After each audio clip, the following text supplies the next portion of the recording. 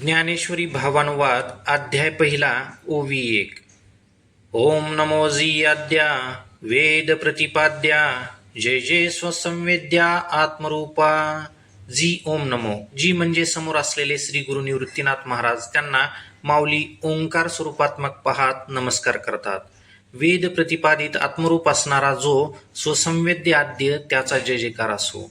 भागवतातील वेदस्तुती ही जय जयकार करणारी आहे. गोपी गीत जय तिथे धिकंपासून प्रारंभ होतं. माऊली जय जय शब्दाला मंत्र मानतात, ज्याचा प्रयोग अनुभवी संत करतात. जय जय मंत्रे अर्पिती माझ्या ठाई. स्वसंवेद्य हा शब्द गंभीर असून चिंतनीय आहे. जीव हा सर्व काही करू शकतो, परंतु स्वतःला जाणू शकत नाही.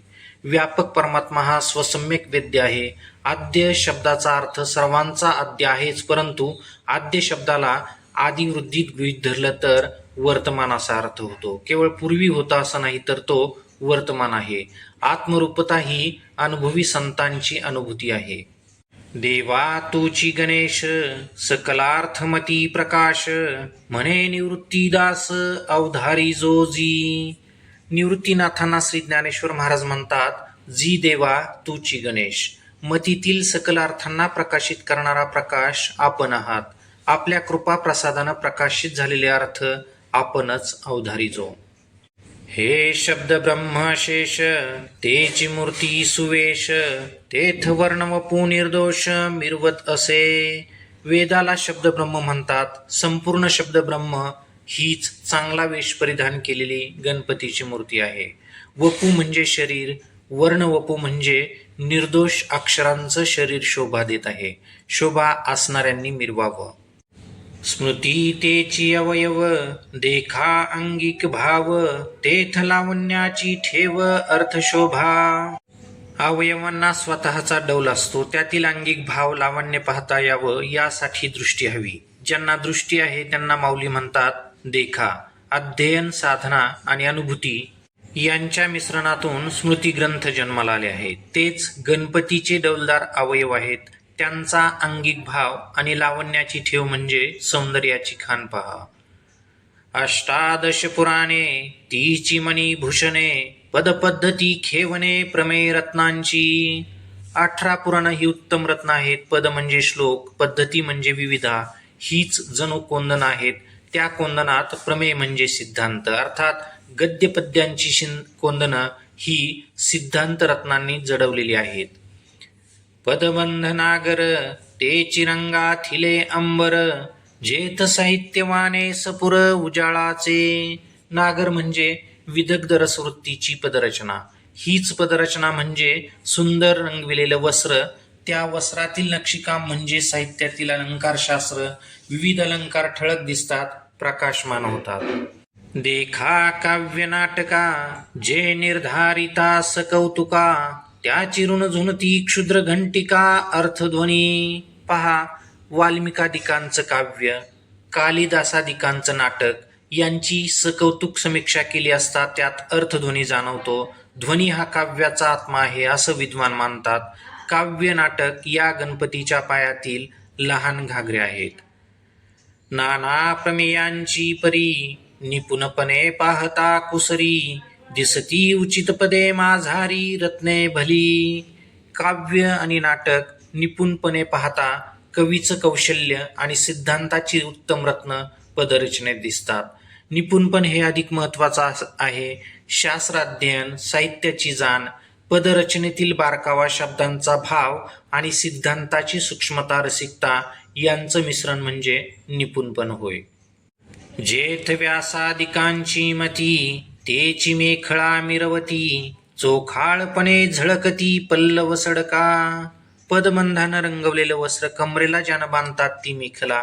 ही मेखला व्यासादिकांची प्रतिभा होय. पल्लव सडका म्हणजे मेखलेचा पदर, तो प्रतिभेतील चोखाळपणा दर्शवितो. देखा षडदर्शने मणिपती तेची भुजांची आकृती, म्हणून विसंवाद धरिती आयुधे हाती. महर्षी व्यासांचं वेदांत शास्त्र, गौतम मुनीचं न्यायशास्त्र, कनादांचं वैशेषिक बौद्ध दर्शन, जैमिनीची पूर्वमीमांसा, कपाल महामुनींचं सांख्यशास्त्र ही 6 दर्शन आहेत. गणपतीच्या भुजांची ही आकृती आहे. भुजा या पुरुषार्थाचं प्रतीक आहेत. दर्शनशास्त्र हे भारताचं बौद्धिक वैभव आहे, ज्याचं अनुकरण मानवजात करत आहे. भारतातील वैचारिक स्वातंत्र्यामुळे द्वादश दर्शनं जन्माला आली. माऊलींचा गणपती हा 6 भुजांचा आहे. 6 दर्शनशास्त्रांची तत्व म्हणजे 6 आयुध होत. ही वेगवेगळी असली तरी ती सिद्धांताभासाची नियंत्रक आहेत.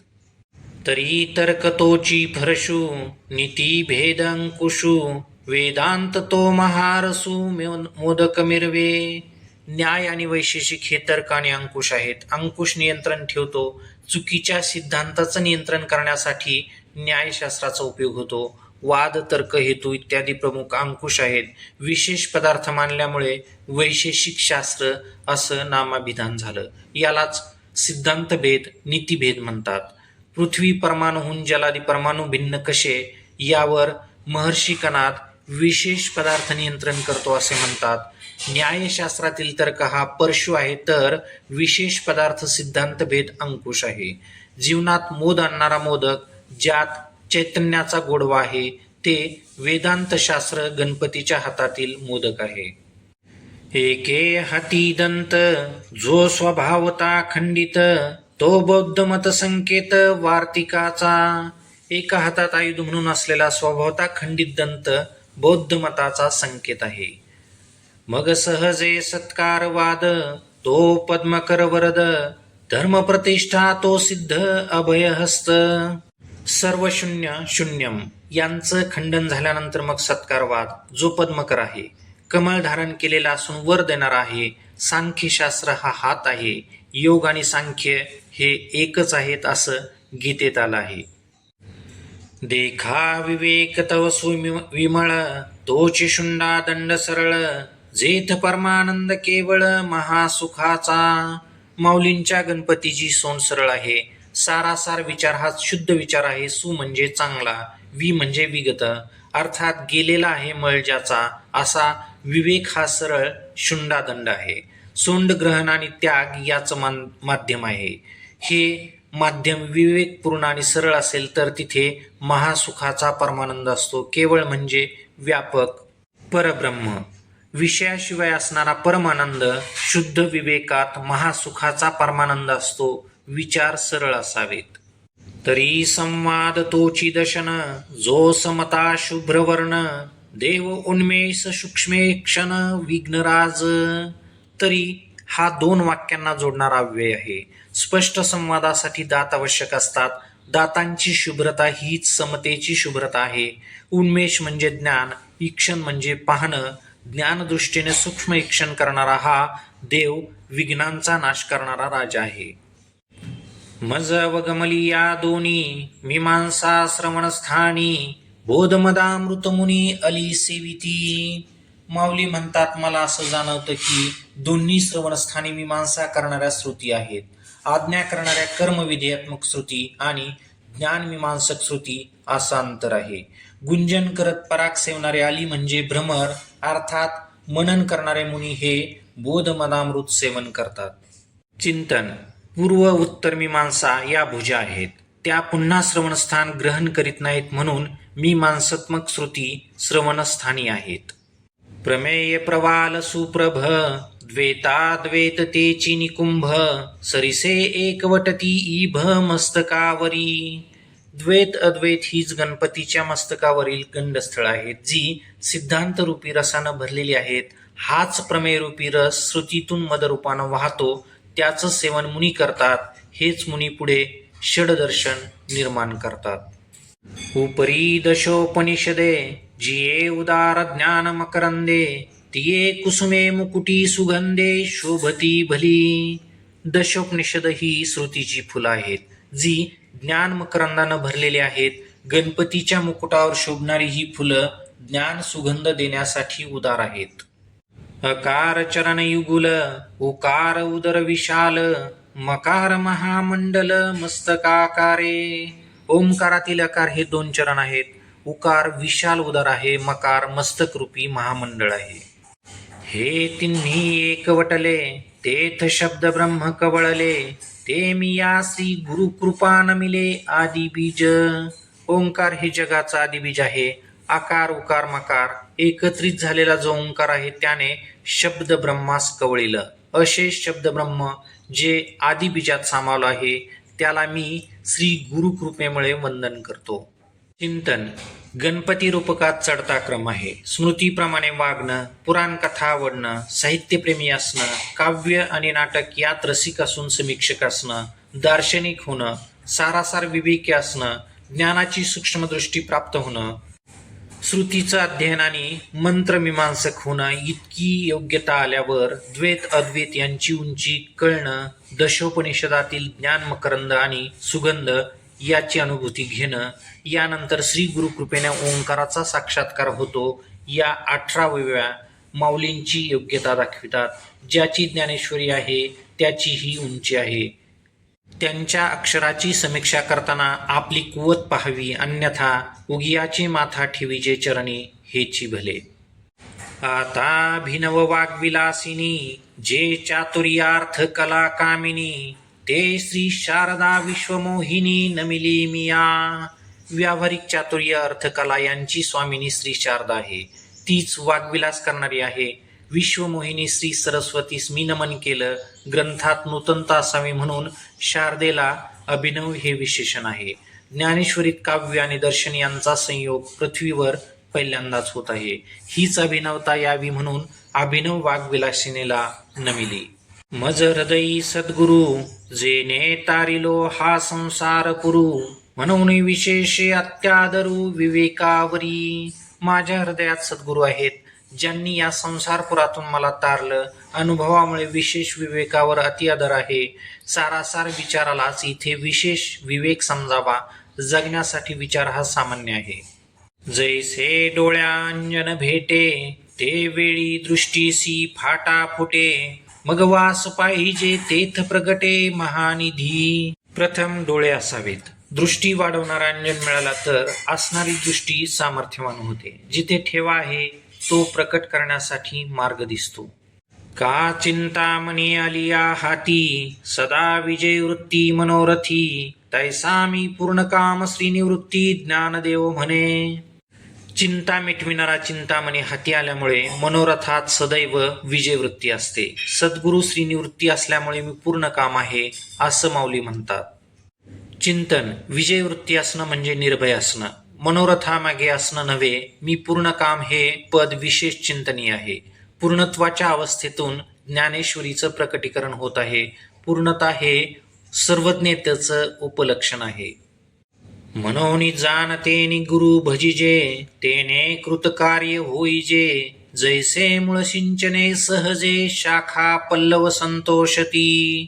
म्हणून जाणत्यांनी श्री गुरुची भक्ती करावी जेणेकरून पूर्ण काम होता येईल. ज्याप्रमाणे झाडाच्या मुळाला पाणी दिल्यानं शाखा आणि पालवी टवटवीत होतं, पुष्ट होतं, त्याप्रमाणे श्री गुरु भक्ती ही जीवनातील सर्वांगांना पूर्ण करते. अर्थात ज्ञानदृष्टी, विजयवृत्ती, पूर्ण कामता हृदयात श्री गुरु साठविल्यामुळे प्राप्त होते. का तीर्थे जिये त्रिभुवनी तिये घडती समुद्रावगाहनी ना तरी अमृत रसा स्वादनी रस सकळ. एकात सर्व या न्यायाने समुद्र स्नानात सर्व तीर्थस्नान, अमृत रसात सर्व रस त्याप्रमाणे. तैसा पुडत पुडती तोची मी या अनुवंदिला अभिवंदिला श्री गुरुची अभिलषित मनोरुची पुरविता तो. पुन्हा पुन्हा मी श्री गुरूंना अभिवंदन केलं. श्री गुरु हे इच्छित मनोरथ करणारे आहेत. तैसा पुडत पुडती तोची मी या अभिवंदिला श्री गुरुची अभिलषित मनोरुची पुरविता तो. पुन्हा पुन्हा मी श्री गुरूंना अभिवंदन केलं. श्री गुरु हे इच्छित मनोरथ पूर्ण करणारे आहेत. आता अवधारा कथा गहन जे सकळ कथा जन्मस्थान की अभिनव उद्यान विवेक तरुचे.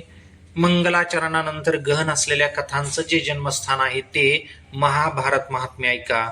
विवेक तरुंचं ते जणू काही अभिनव उद्यानच आहे.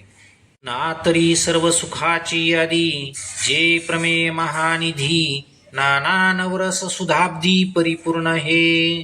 अथवा आदी म्हणजे मूळ परब्रह्म आहे. त्या सुखाच्या सर्व प्रमेयांचा महानिधी महाभारतात आहे. केवळ सिद्धांताचा वृक्षपणा आहे असं नव्हे, तर 9 रसानं परिपूर्ण भरलेला हा समुद्र आहे. की परमधाम प्रगट सर्व विद्यांचे मूळपीठ, शास्त्र जाता वसोट अशेषाचे. असं वाटतं जगाचं परमधाम महाभारतात प्रगट झालं आहे. सर्व विद्यांचं मूळपीठ असून सर्व शास्त्रांचं आश्रयस्थान आहे. तरी सकळ धर्मांचे माहेर, सज्जनांचे जिव्हार, लावण्यरत्न भांडार शारदेचे. किंबहुना सकळ धर्म म्हणजे मानव धर्म. शारीरिक, मानसिक, बौद्धिक, सत्वादी गुणयुक्त त्यांच्या ज्ञानाचं माहेर म्हणजे महाभारत. सज्जनांचं हृदय सरस्वतीचे सौंदर्यरत्न ठेवण्याचं भांडारगृह. नाना कथा रूपे भारती, प्रगटली असे त्रिजगती, आविष्कारोनी महामती व्यासाची ये. अथवा सरस्वतीच स्वतः व्यासांच्या महामतीत स्फुरित होऊन कथारूपानं या त्रिजगतात प्रगट झाली. म्हणून हा काव्यारावो ग्रंथ गुरुवतीचा ठावो, येथून रसा झाला आओ रसाळपणाचा. म्हणूनच महाभारत हा काव्य ग्रंथांचा राजा आहे. इतर जे कथा ग्रंथ आहेत त्यांच्या थोरपणाचा हा आधार आहे.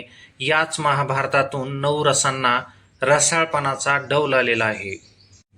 देवींची ऐकानिक एक, येथून शब्द श्री सच्छा श्रीक, आणि महाबोधी कोवळीक धुनावली. आणखी एक ऐका, महाभारतापासून शब्दांच्या वैभवाला सतशास्त्रीयपणा लाभला. अवघड असणाऱ्या महाबोधाची कोळीक दुप्पट झाली. येथ चातुर्य शहाणे झाले, प्रेमरुची साले, आणि सौभाग्य पोखले सुखाचे येथ. रावण दुर्योधनासारखं वेड चातुर्य नसावं. चातुर्याला शहाणपण देणारं महाभारत आहे. देव आणि भक्ताच्या कथा प्रेमात रुची निर्माण करणारे आहेत. अन्य प्रेमाचंही वर्णन आहेच. इथं सुखाचं सौभाग्य पुष्ट होतं. संसारिकात धनामुळे सुविधा आहेत, परंतु सुख असेलच असं सांगता येत नाही. माधुरी मधुरता, शृंगारी सुरेखता, रूढपणौचिता दिसले भले. पाकशास्त्रातील विविधता, त्यात पुन्हा मधुरता. शृंगार शब्दात वस्त्र अलंकार आदींचा समावेश आहे. त्याचबरोबर शृंगार ही सुरेख असावा हे महाभारतामुळे चांगले समजते. रूढपणा म्हणजे आचार गौरव, वागण्यातील आचरणातील वंशांच्या चालीरीती यांचं दर्शन योग्य पद्धतीने महाभारतात दिसतं. हेथ कळा विधपण कळा, पुण्यासी प्रताप आगळा, म्हणून जन्मे जयाचे अवलिळा दोष हरले. महाभारतात कलेत कौशल्य कसं असावं याचं प्रशिक्षण आहे. पुण्य प्रभावी व्हायची साधना आहे. याच महिमेमुळे परीक्षित पुत्र जन्मेजयाचे दोष महाभारत श्रवणाने नाहीसे झाले. आणि पाहता नावेक, रंगी सुरंगतेची आगळीक, गुणास गुणपणाचे बीक बहु असेथ. नावेक म्हणजे क्षणभर. महाभारताकडे जर क्षणभर समीक्षा वृत्तीने पाहिले तर रंगात म्हणजे रंजनात, नृत्य गायना आदीत विशेषपणा आणला. गुणामध्ये अर्थात सद्गुणामध्ये साधकाच्या, राजांच्या, संतांच्या, ऋषीमुनी इत्यादिकांच्या गुणात सगुणपण आणलं. सद्गुणांचं पुष्कळ पद्धतीने सामर्थ्य वाढवलं. भानु तेजे धवळले, जैसे त्रैलोक्य दिसे उजळिले, तैसे व्यासमती कवळिले मिरवे विश्व. अंधारात असलेल्या जगाला सूर्यतेज जसं उजाळतं, स्पष्टपणा येतो, त्याचप्रमाणे अज्ञात विश्व व्यासमतीने सुप्रकाशित केलं. वैश्विक सिद्धांत स्पष्ट दिसू लागले. का सुक्षेत्री बीज घातले, ते आपुलिया परी विस्तारले, तैसे भारती सुरवाडले अर्थजात. चांगल्या जमिनीत बीज पेरले असता त्याचा हवा तसा विस्तार होतो. त्याचप्रमाणे अर्थजात म्हणजे जगातील सर्व अर्थ महाभारतात बहरले. ना तरी नगरांतरी वसिजे, तरी नागरची हुईजे, तैसे व्यासोक्ती तेजे धवळत सकळ. ग्रामीण मनुष्य शहरात चांगल्याच्या संगतीत असला तर तो नागर होतो, सभ्यतायुक्त शहाणा होतो. त्याप्रमाणे सामान्य अर्थ देखील महाभारतात व्यासोक्तीने प्रकाशित झाले. की प्रथम वयसा काळी, लावण्याची नव्हाळी, प्रगटे जैसी आगळी अंगना अंगी. तारुण्याच्या प्रथम अवस्थेत स्त्रियांमध्ये सौंदर्याची शोभा विशेष रूपाने दिसते. ना तरी उद्यानी माधवी घडे, तेथ वनशोभेची खाणी उघडे, अदिला पासोनी अपाडे जिया परी.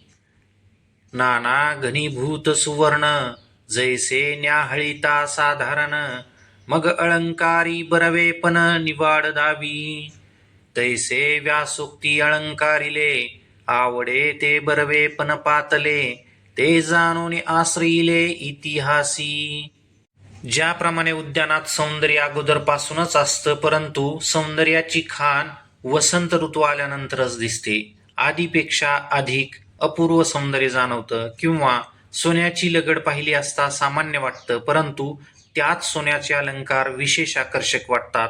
त्याचप्रमाणे सामान्य विषय व्यासोक्तीने सजवून विशेष केले, किंबहुना विशेष विषयांना सजवलं म्हणून हवंहवंसं वाटणाऱ्या सौंदर्याला प्राप्त झालं, हे जाणून सर्व विषयांनी कथांनी महाभारतात आश्रय घेतला.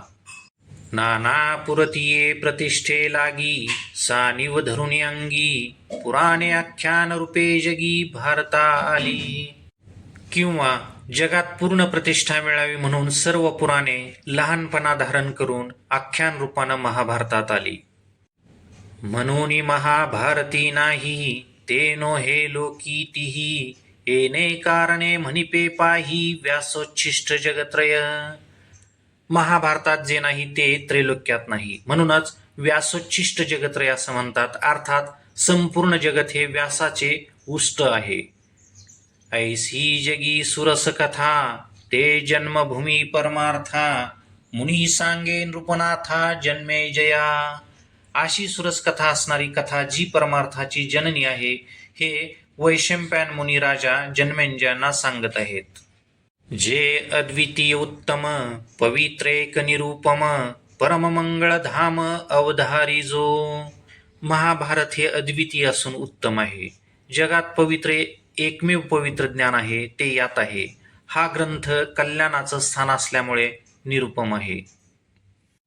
आता भारत कमळ पराग, गीताख्य प्रसंग, जो संवादला श्रीरंग अर्जुनेसी.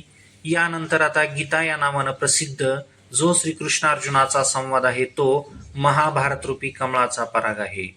श्रीरंग नामाभिधान समजणं गरजेचं आहे. प्रशस्यस्रः, प्रशस्य म्हणजे कल्याण. प्रशस्य या शब्दाला स्र आदेश होतो. श्री म्हणजे कल्याणकारक, श्रीरंग म्हणजे कल्याण करण्यात रंगलेला असा तो अर्जुनाशी संवादला. ना तरी शब्द ब्रह्माब्दी, मथियेला व्यासबुद्धी, निवडिले निरवधी निनवनीत हे. मग ज्ञानाग्नी संपर्के, कडसिले विवेके, पद आले परिपाके अमोदासी. अथवा श्रुतिरूपी समुद्राचं व्यासांच्या बुद्धीनं मंथन करून महाभारत रूपी लोणी काढलं.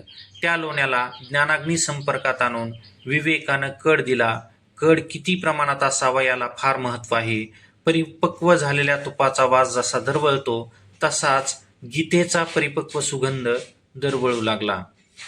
जे अपेक्षिजे विरक्ती, सदा अनुभविजे संती, सोहंभावे पारंगती रमिजे जेथ. जे आकर्णिजे भक्ती, जे आदिवंद्य त्रिजगती, ते भीष्म पर्वी संगती सांगिजेल. अपेक्षा सोडून जे विरक्त झाले आहेत ते या गीतेची अपेक्षा करतात. संत ज्या तत्वाची अनुभूती घेतात तो मी आहे याचा अनुभव घेणारे जे योगी आहेत ते जिथे रमतात. भक्तांकडून जी ऐकली जाते, त्रैलोक्यात जी प्रथम वंदनी आहे ती भीष्म पर्वात आली आहे. जे भगवद्गीता म्हणिजे, जे ब्रह्मेशांनी प्रशंसिजे, जे सनकादिकी सेविजे आदरेसी. जिला भगवद्गीता असं म्हणतात, ब्रह्मदेव आणि श्री शंकर जिची प्रशंसा करतात, सृष्टीतील आद्य संत जे सनकादिक आहेत जिचं आदरानं सेवन करतात, अशी महान श्रीमद भगवद्गीता आहे. जैसे शारदीची एक चंद्रकळे, माझी अमृत कनकोवळे, ते वेचिती मनमवाळे चकोरत लगे. तिया परिश्रोता अनुभवावी हे कथा, अति हळुवारपण चित्ता आणुनिया. ज्याप्रमाणे शरद ऋतूतील चंद्रकलेतील अमृताचे कोवळे कण चकोराची पिले कोवळ्या मनानं टिपतात, त्याप्रमाणे श्रोत्यांनी चित्तात हळुवारपणा आणून ही कथा किंबहुना श्रीकृष्णार्जुन संवाद अनुभवावा. हे शब्दे विनसंवादिजे इंद्रियानेनता भोगिजे बोला आदी झोंबिजे प्रमेयासी. अनुभूती घेत असताना भाव विभोर व्हावं हा शब्दाविन संवाद आहे. आठवणी हृदयात असतात त्यांचा उपभोग इंद्रियाशिवाय असतो. हे इंद्रियानेनता भोगीचे सिद्धांताच्या अनुभूतीसाठी बोलण्याआधी सिद्धांताला झटावं, अर्थात शब्दांच्या अलंकारा आदीकडे न पाहता सिद्धांतात प्रवेश करावा. जैसे भ्रमर परागनेती परी कमळदळे नेनती तैसी परी आहे सेविती ग्रंथी ये. ज्याप्रमाणे भ्रमर कमळदळांना न समजू देता परागाचं सेवन करतो, त्याप्रमाणे अक्षरातील अनुभूतीचा आस्वाद घ्यावा ही या ग्रंथांची अर्थसेवन पद्धती आहे. का आपुला ठायन सांडिता अलिंगिजे चंद्र प्रगटता हा अनुराग भोगिता कुमुदिनी जाणे. अथवा चंद्र दिसू लागताच कुमुदिनी स्वतः प्रफुल्ल होते. प्रेम सौख्य भोगण्यासाठी आपलं स्थान न सोडता चंद्राला आलिंगन देते. हे प्रीती सुख केवळ कुमुदिनीच जाणते. ऐसे गंभीरपणे स्थिरावलेनी अंतःकरणे आथिला तोची जाणे मानू ये. अशा गंभीरतेनं आणि स्थिर अंतःकरणाने जो संपन्न आहे तोच या ग्रंथातील अनुभूतीसाठी योग्य आहे, किंबहुना त्यालाच इथे मान आहे. अहो अर्जुनाची ये पांती जे परिसनया योग्य होती तीही कृपा करुणी संती अवधान द्यावे. श्रोते हो, अर्जुन समर्पित आणि एकाग्र श्रोता आहे. याच्या पंक्तीला बसून ऐकण्याची ज्याची पात्रता आहे कृपया त्या संतांनीच अवधान द्यावे. अवधारी जो, अवधान म्हणजे केवळ ऐकणं नव्हे, ध्यानपूर्वक अर्थग्रहण असा अर्थ घ्यावा. हे सलगी म्या म्हणितले चरणाला गोणी विनविले प्रभू सखोल हृदया पुले म्हणूनिया. सलगी म्हणजे लढीवाळपण. श्री गुरूंना लक्ष द्या असं प्रेमाने म्हणत आहेत. आपलं हृदय सखोल आहे. आपल्या चरणाला स्पर्श करून आपल्याला विनंती केली आहे. जैसा स्वभाव माय बापांचा अपत्य बोले जरी बोबडी वाचा तरी अधिकतयाचा संतोषाथी. ज्याप्रमाणे बोबड बोलणाऱ्या मुलाचं कौतुक करणं हा आई वडिलांचा स्वभावच असतो. बोलता येतं याचाच संतोष जास्त असतो.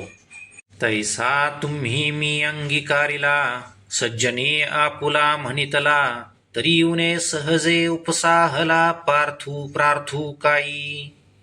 आई वडिलांप्रमाणे तुम्ही श्रीगुरूंनी माझा अंगीकार केला आहे, सज्जनांनी आपला आहे असं म्हटलंय, मग माझ्या उणिवेला क्षमा करालच यासाठी मी का प्रार्थना करू. परी अपराध तो अनिका आहे जे मी गीतार्थ कवळू पाहे ते अवधारा विनवूला आहे म्हणूनिया. परंतु आणखी एक अपराध करीत आहे. गीता नव्हे, गीतार्थाचा आकलन करू पाहतोय. अवधान द्यावं म्हणण्याचं हे कारण आहे. हे अनावरण विचारिता वायांची धिमंसा उपनला चित्ता एरवी काय भानुती जी खद्यता शोभाथी. गीतार्थ हा अनाकलनीय असून बुद्धीच्या टोक्यात न येणार आहे. तरी देखील गीतार्थ मराठीत आणण्याचं धैर्य मनात जन्माला आलं आहे.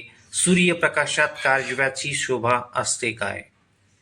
की टिटिभूचांचूवरी मापसुये सागरी मीने नतत त्या परी प्रवर्ते एथ. अथवा टिटवी आपल्या चोचीनं समुद्राची खुली मोजत आहे, त्याप्रमाणे मी अज्ञानवश गीतार्थ अनुवादाकडे प्रवृत्त झालो आहे. आयका आकाश गिवसावे तरी अनेक त्याहुनी थोर होआवे म्हणून या पाड हे आघवे निर्धारिता. ऐका, आकाश कवळीत घ्यायचं असेल तर त्याहून मोठा असावं लागतं. तसा विचार केला तर अशक्य आहे. तरी देखील मी इथं प्रवृत्त होत आहे. तया गीतार्थाची थोरी स्वये शंभू विवरी चेथ भवानी प्रश्न करी चमत्कारोनी. स्वतः भगवान या गीतार्थाची थोरवी सांगत आहेत. एवढी थोरवी कशी म्हणून भवानीनं आश्चर्यानं प्रश्न विचारला. तेथ हर म्हणिजे ने निजे, देवी जैसे का स्वरूप तुझे, तैसे हे नित्य नूतन देखिजे गीता तत्व. त्या प्रश्नाच्या उत्तरात श्री महादेव म्हणतात, तुझं स्वरूप जसं नित्य नूतन आहे, परंतु का आहे हे कळत नाही, त्याप्रमाणे गीतार्थाचे स्वरूप आहे. मायेचं स्वरूप अनाकलनीय आहे, गीता तत्व त्याही पलीकडचं आहे. हा वेदार्थ सागर जया निद्रिताचा घोर, तो स्वयं श्री सर्वेश्वर प्रत्यक्षानुवादला. हा वेदार्थ सागर ज्याच्या निद्रिताचा घोर तो सर्वेश्वर स्वतः इथे बोलला आहे. सर्वेश्वर हे विशेषण चिंतनीय आहे. ज्याचं घोरणं कळत नाही त्याच्या जागृतीतील बोलणं काय समजेल. ऐसे जे अगाध जेथ वेडावती वेद, तेथ अल्पमी मतिमंद काय होय. असं ते गीता तत्व सखोल आहे. जिथे वेद वेडावती तिथं मी अल्प आणि मतिमंद असलेला कोण लागून गेलो. हे अपार कैसे निकवळावे, महातेज कवने धवळावे, गगनमुठी सुवावे मशके केवी. या अनाकलनीय तत्वाचा आकलन कसं व्हावं, महातेजाला कोणी आणि कशानं उजळावं, चिलटानं आपल्या मुठीत आकाश कसं धरावं. परी येथसे एक आधारू, तेनेंची बोले मी सधरू, जैसानुकूळ श्री गुरु ज्ञानदेव म्हणे. माऊली म्हणतात, परंतु इथे एक आधार आहे. माझे श्री गुरु निवृत्तीनाथ महाराज अत्यंत अनुकूल आहेत, त्यामुळेच मी धैर्यानं बोलत आहे.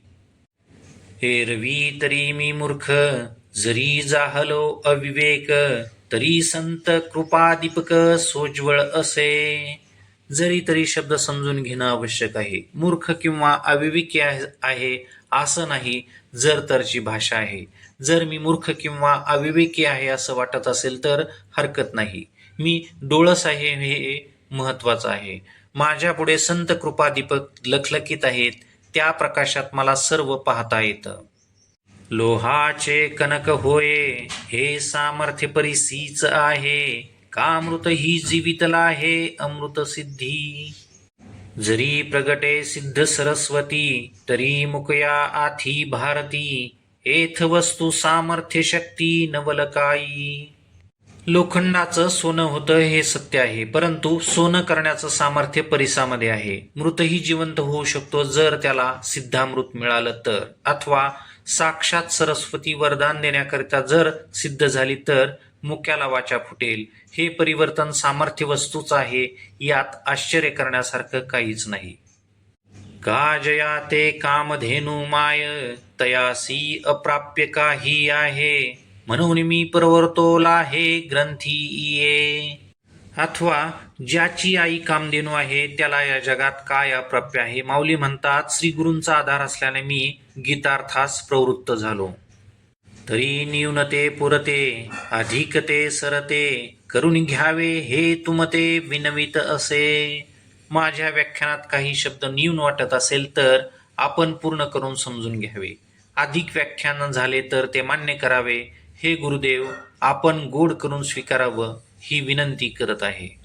आता देई जो अवधान, तुम्ही बोलविला मी बोलेन, जैसे चेष्टे सूत्राधीन दारू यंत्र, तैसा मी अनुग्रहित साधूंचा निरूपित, ते आपला अलंकारित भलतया परी.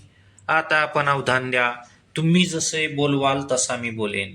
दोरीच्या बाहुल्यांना सूत्रधार जसा नाचविल तसं नाचावं लागतं, किंबहुना नाचते त्याचप्रमाणे मी आहे. माऊली म्हणतात, मी आपला अनुग्रहित असून संतांचा निरोपी आहे, आज्ञाधारक आहे. तुम्ही मला आपल्या परीनं अलंकृत करा. अनुगृहीत आणि संतांनी आपला मानणं यातच शिष्याचं सर्वस्व असतं.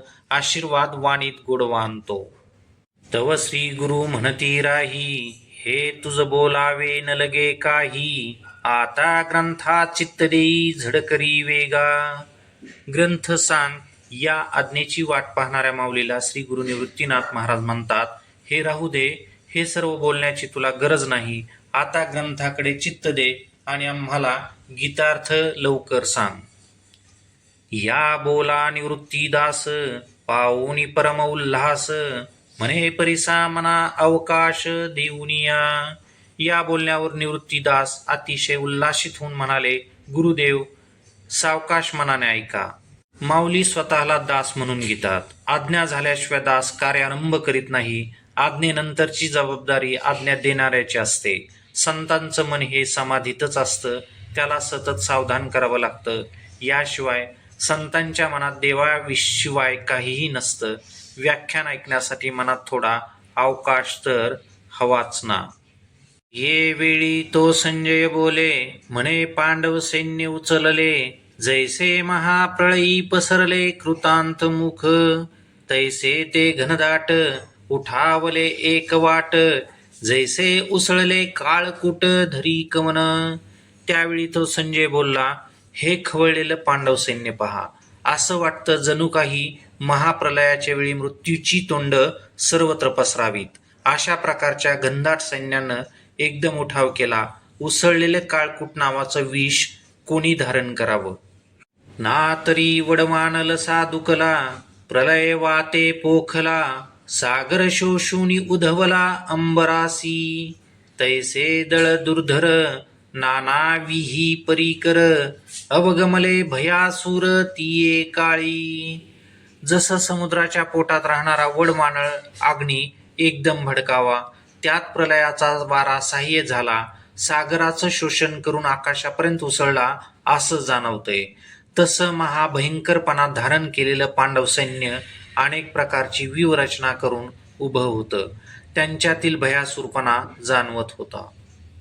ते देखोनी दुर्योधने अव्हेरिले कवने माने, जैसे न गणिजे पंचानने गजघंटा ते. ते पाहून सिंह जसा हत्तीच्या कळपाला जुमानत नाही, त्याप्रमाणे राजा दुर्योधन त्यांना जुमानत नाही. मग द्रोणापासी आला, तया ते म्हणे हा देखिला, कैसा दळ भार उचलला पांडवाचा, गिरी दुर्ग जैसे चालते, तैसे विविध विवभवते, रचिले आथी बुद्धिमंते द्रुपद कुमरे. मग दुर्योधन द्रोणाचार्याजवळ आला आणि म्हणाला, हे पांडव सैन्य पाहिलं का, कसं उसळलं आहे. जणू काही गिरिदुर्ग म्हणजे डोंगरी किल्ले चालत आहेत असं वाटतं. सभोवार अनेक प्रकारच्या व्यूहरचना आहेत. अत्यंत बुद्धिमान असणाऱ्या द्रुपद पुत्राची ही व्यूहरचना आहे. जो का तुम्ही शिष्या पुला, विद्येसी वसवटा केला, तेने हा सैन्या सिंधू पाखरीला देख देख. गुरुदेव, ज्याला आपण शिष्य केलं, विद्या देऊन विद्येचं कोठार केलं, त्याच शिष्यानं आपल्या विरोधात पांडव सैन्य कसं पसरवलं ते पहा. पुन्हा पुन्हा निरीक्षण करा. आणि कही असाधारण, जे शस्त्रास्त्री प्रवीण, क्षात्रधर्मी निपुण वीर हाती, जे बळे प्रौढी पौरुषे, भीमार्जुना सारिखे, ते सांगेन कौतुके प्रसंगेची. आणखीही काही असामान्य योद्धे आहेत, जे शस्त्र अस्त्रात प्रवीण आहेत, क्षात्र धर्मात निष्णात असून वीर आहेत, जे बळानं, मोठेपणानं, पराक्रमानं भीमार्जुनासारखे आहेत. प्रसंग आलाच म्हणून त्यांची नावे कौतुकाने सांगतो. हेथ युधान सुभट, आला असे विराट, महारथी श्रेष्ठ द्रुपद वीर. पांडव सैन्यात लढवया सात्यकी विराट महारथी जे आहेत, त्यात श्रेष्ठ असणारा वीर द्रुपद आहे.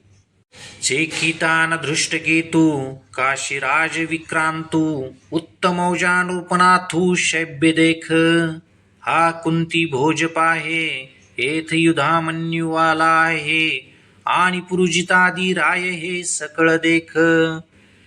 चेकितान धृष्टकेतू पराक्रमी विक्रांत, उत्तमौजा नृपनाथ शैब्य हा कुंती भोज पहा. इथे युधामन्यू देखील आला आहे आणि पुरुजितादी सर्व राजांना पहा. हा सुभद्रा हृदयनंदन, जो अपरनवार्जुन, तो अभिमन्यू म्हणे दुर्योधन देखे द्रोणा. दुर्योधन म्हणाला, हे आचार्य द्रोण, श्रीकृष्णाची बहीण सुभद्रा, तिच्या हृदयाला आनंद देणारा किंबहुना हृदयातून जन्माला आलेला नंदन, जो नवतरुण असा तो अभिमन्यू दुसरा अर्जुनच आहे. आणि कही द्रौपदी कुमर, हे सकळ ही महारथी वीर, मितीने निजे परी अपार मिनले असती, याशिवाय द्रौपदीचे 5 पुत्रही आले आहेत. हे सर्व वीर असून महारथी आहेत.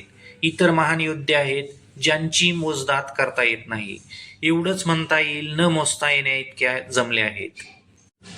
आता आमुच्या दळी नायक, जे रूढ वीर सैनिक, ते प्रसंगे ऐक सांगिजती.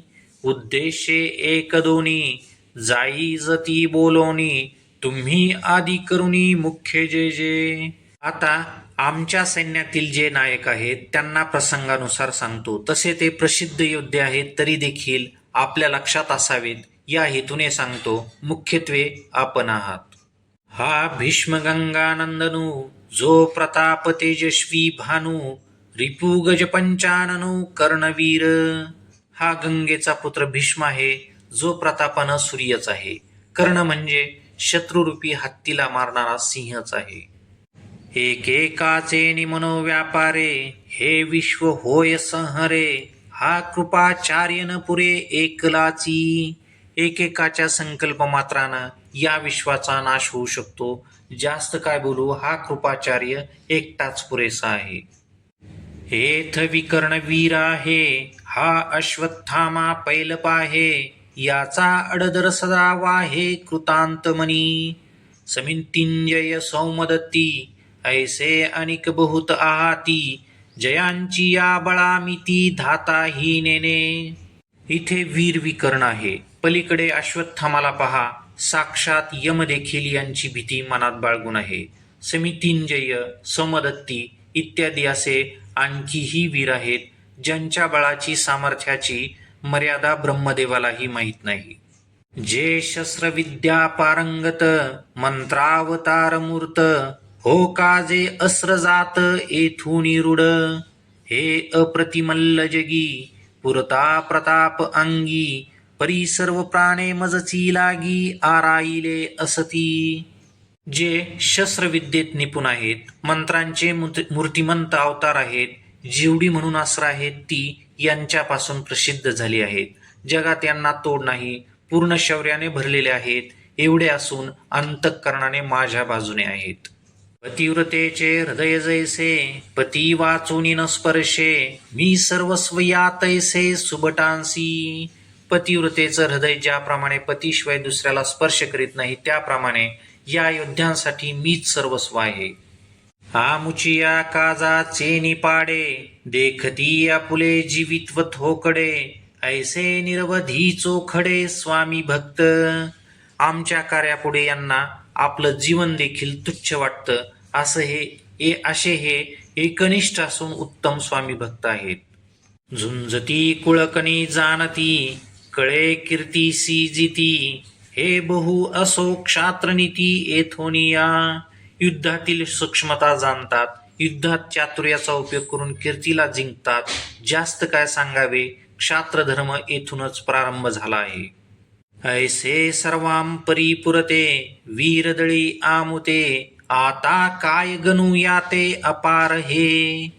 सर्वांगाने परिपूर्ण योद्धे आमच्या सैन्यात आहेत. किती मोजावेत, एवढेच सांगतो, हे अपार आहे. वरी क्षत्रियां माझी श्रेष्ठ, जो जग जेठी जेगी सुभट. तया दळवेपणाचा पाट भीष्मासी पै. क्षत्रियांमध्ये श्रेष्ठ आणि युद्धातही उत्कृष्ट लढवय्ये असणारे असे भीष्माचार्य.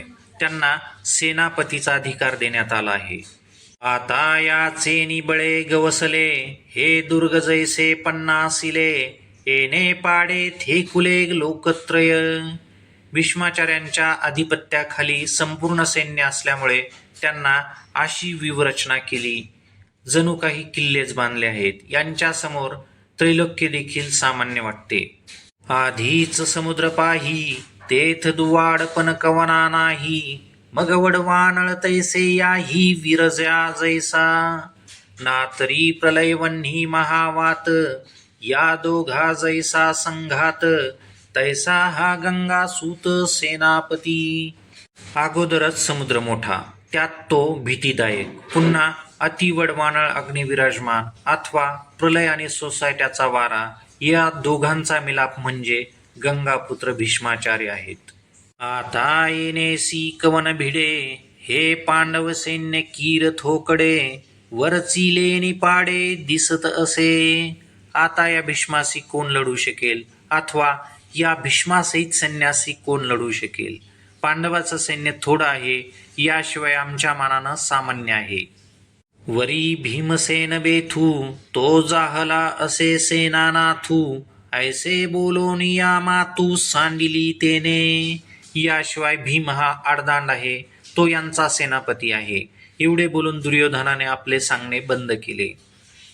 मग पुनरपी काय बोले, सकळ सैनिकांते म्हणितले, आता दळभारा पुलाले सरसे करा. जया जिया अक्षोहिणी, तेने तिया आरणी, वर गण कवन कवनी महारथिया. मग दुर्योधन पुन्हा बोलला, सर्व सैन्य सज्ज करा. असा आदेशही त्यांनी उपसेनापतींना दिला. ज्यांच्या नेतृत्वाखाली ज्या सैन्य तुकड्या असतील त्यांनी त्या महारथींच्या स्वाधीन कराव्यात. तेने तिया आवरिजे, भीष्मातळी राहिजे, द्रोणा ते म्हणे पाहिजे तुम्ही सकळ. त्या महारथीने त्या तुकडीला नियंत्रणात ठेवावे. सर्वांनी भीष्माचार्यांची आज्ञा पाळावी. दुर्योधन द्रोणाचार्यांना म्हणाला, आपण हे व्यवस्थित आहे की नाही ते पाहावं. हाची एक रक्षावा, मी तैसा हा देखावा, येणे दळभार आघवा साच अमुचा. सर्वांनी भीष्माचं रक्षण करावं, माझ्याप्रमाणेच यांना मानावं. भीष्माचार्यामुळेच आपलं सैन्य समर्थ आहे. या राज याची या बोला, सेनापती संतोषला, मग तेने केला सिंहनाद. राजा दुर्योधनाच्या बोलण्याने सेनापती भीष्म प्रसन्न झाले. मग त्यांनी सिंह गर्जना केली. तो गाजत असे अद्भुत, दोही सैन्या आत, प्रतिध्वनी न समात उपजत असे. तयाची तुलगा सवे, वीरवृत्तीचे निथावे, दिव्य शंख भीष्मदेवे आस्फुरिला. भीष्माचार्यांची सिंहगर्जना दोन्ही सैन्यात दुमदुमली. तोच सिंहनाद अद्भुत असल्यानं त्याचा प्रतिध्वनी सतत येत होता. त्याच जोमानं वीरवृत्तीने भीष्माचार्यांनी दिव्य शंख वाजविला. ते दोन्ही नाद मिनले, तेथ त्रैलोक्य बधिरीभूत जाहले, जैसे आकाश कापडिले तुटोनिया. घडघडीत अंबर, उचंबळत सागर, क्षोभले चराचर कापत असे. सिंहनाद आणि शंखनाद एकत्रित मिळाल्यामुळे त्रैलोक्याच्या कानठळ्या बसल्या. जणू काही आकाश तुटून पडलं असा भास झाला. आकाश धडाडलं, सागर उसळला, चराचर घाबरले, कंप निर्माण झाला. तेने महाघोष गजरे, दुमदुमिताती गिरिकंदरे, तव दळा माझी रणतुरे आस्फुरिली. त्या महाघोषाच्या सतत गजरानं डोंगरातील दर्या दणाणू लागल्या. तेवढ्याच सैन्यामध्ये रणवाद्य वाजू लागली. उदंड सिंह वाजते, भयानके खाखाते, महाप्रळय जेथे धोकडांसी. नाना प्रकारची सर्व वाद्ये वाजू लागली. भयानक आणि कर्कश आवाजानं धैर्यशील लोकांनाही प्रलय काळ वाटला. भेरी निशान मांदळ, शंख काहळा भोंगळ, आणि भयासुर रण कोल्हाळ सुभटांचे. आवेशे भुजात्रा हाटिती, विसनेले हाका देती, जेथ महामद भद्र जाती आवर्तीना. त्या वाद्यात ढोल, नौबती, शंख, मृदंग इत्यादी होते. याशिवाय मोठमोठ्या युद्धांचे कर्कश आवाज होते. ते आवेशात दंड थोपटू लागले, समोरच्याला जोरजोरात आव्हान देऊ लागले. विचित्र आवाजामुळे मदोन्मत्त हत्ती देखील सैरावैरा पळू लागले. तेथ भेडांची कवनमात, कांचया केर फिटत, जेने दचकला कृतांत अंगणे घे.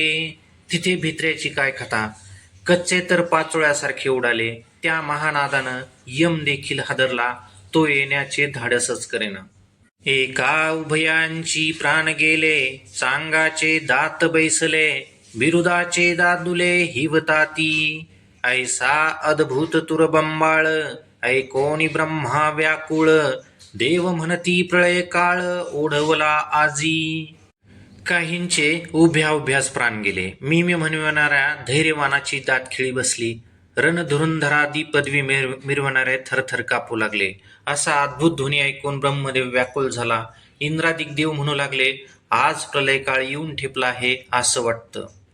ऐसी स्वर्गी मात देखोनी तो आकांत, तव पांडवादळा आत वर्तले काही. असे स्वर्गात देवादिकांना वाटत असतानाच पांडव दळात काय झालं ते पहा. हो का निज सार विजयाचे, की ते भांडार महातेजाचे, जेथ गरुडाची ये जावळीचे कांतले चारही.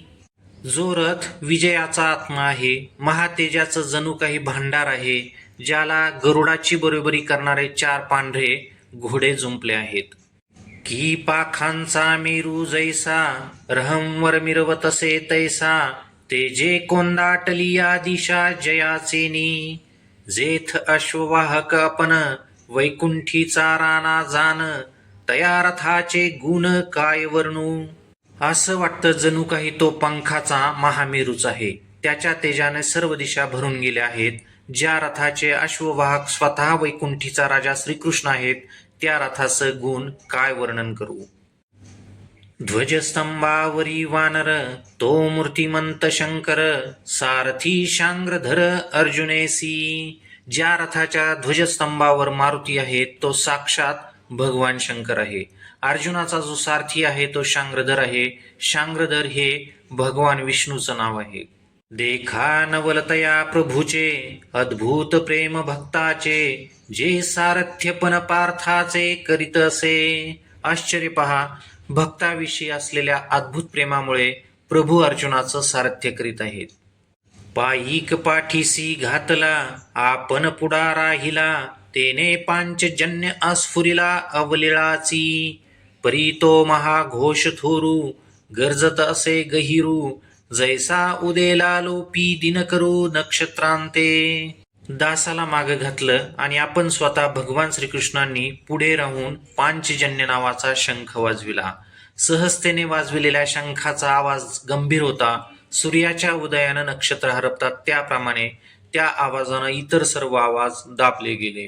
तैसे तूरबंबाळ भवते, कौरवदळी गाजत होते, ते हरपोणीनेनो किवते गेले तेथ. तैसाची देखे एरे, निनादे अति गजरे, देवदत्त धनुर्धरे आस्फुरिला. कौरव सैन्यातील सर्व आवाज हरपले. तिथेच त्या अर्जुनाने देवदत्त नावाचा शंख अतिशय गंभीरतेने वाजविला. ते दोन्ही शब्द चाट, मिनले एकवट, तेथ ब्रह्म कटाह शतकूट हो पाहत असे. पांचजन्य आणि देवदत्त या शंखाचे आवाज एकत्रित झाले. या आवाजाने ब्रह्मांडाचे 100 तुकडे होऊ पाहत होते. तव भीमसेन विसनेला, जैसा महाकाळ खवळला, तेने पौंड्र आस्फुरिला महाशंख. तो आवाज ऐकून भीम आवेशात आला. जणू काही महाकाळच खवळला. त्यानं पौंड्र नावाचा शंख वाजविला. तो महाप्रलय जलधर, जैसे गडगडीत गहीर, तव अनंत विजय युधिष्ठिर अस्फुरित असे.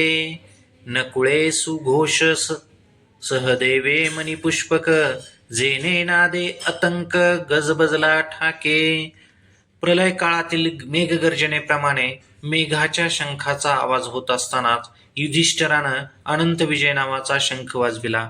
नकुलानं सुघोष तर सहदेवाने मणिपुष्पक नावाचे शंख वाजविले. त्या नादानं साक्षात यम हादरला. तेथ भूपती होते अनेक, द्रुपद द्रौपदे यादिक, हा काशीपती देख महाबाहू.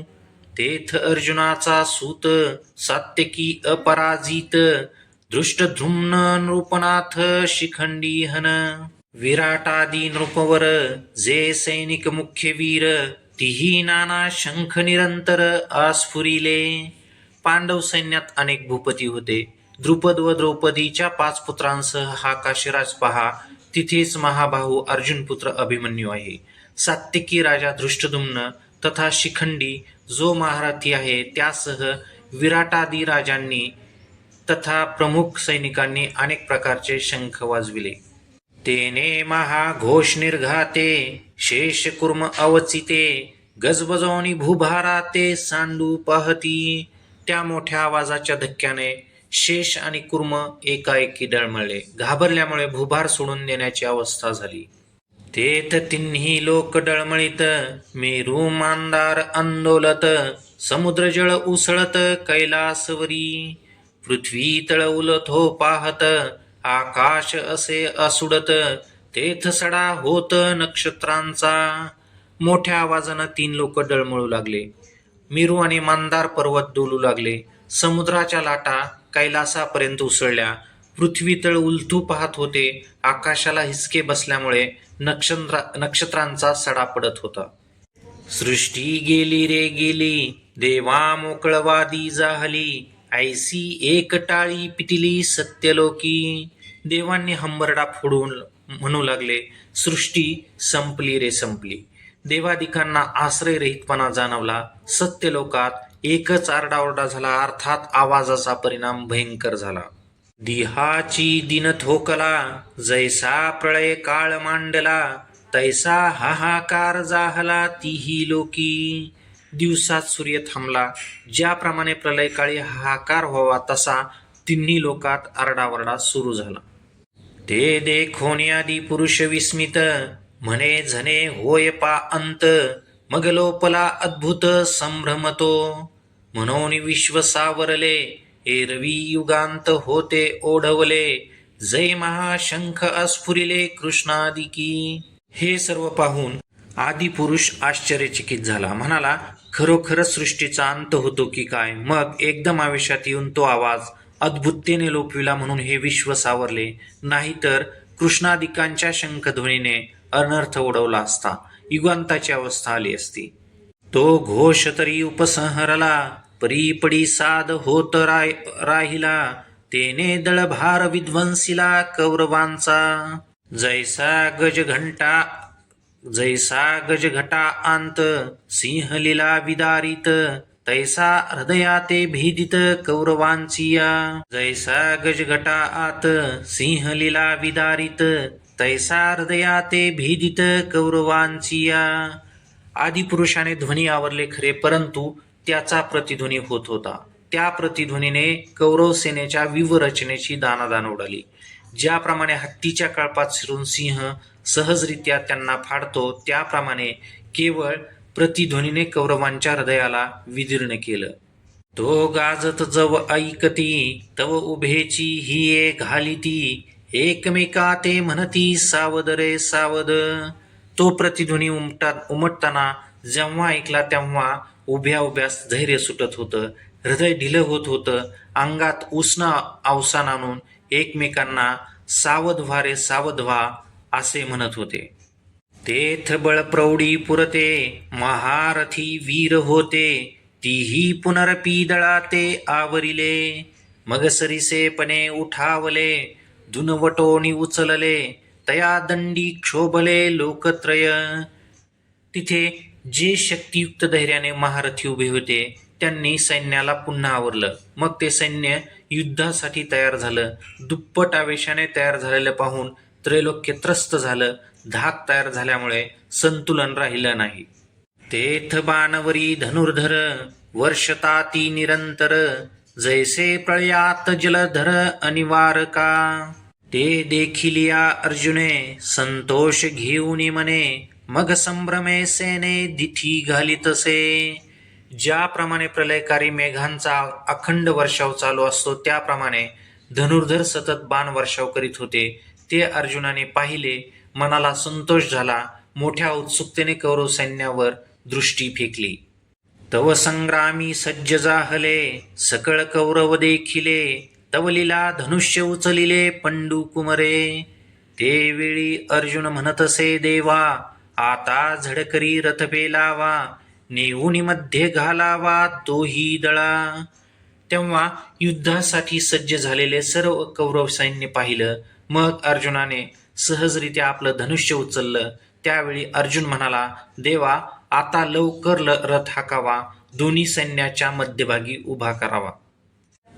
जवमी नावेक, हे सकळ वीर सैनिक, न्याहाळीन अशेख झुंजते जे.